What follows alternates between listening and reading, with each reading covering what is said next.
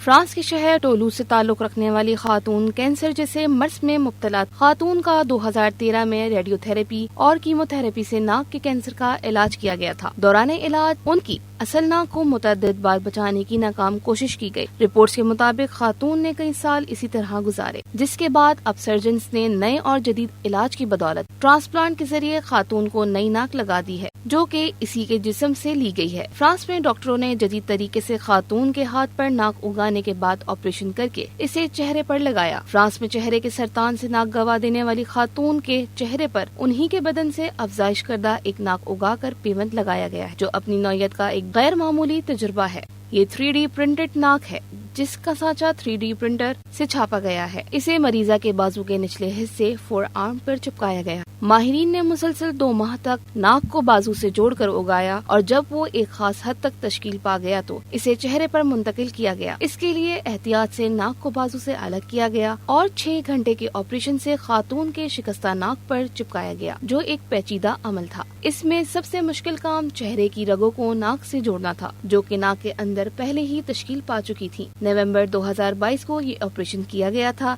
جس کے بعد اب اس کا اعلان کیا گیا ہے۔ ناک کے آپریشن کے بعد خاتون کو 10 روز تک ہسپتال میں رکھا گیا، اور کچھ عرصے بعد ٹولو یونیورسٹی کینسر انسٹیٹیوٹ نے اعلان کیا کہ خاتون بالکل تندرست ہیں اور ان کا ناک بہترین انداز میں کام کر رہا ہے۔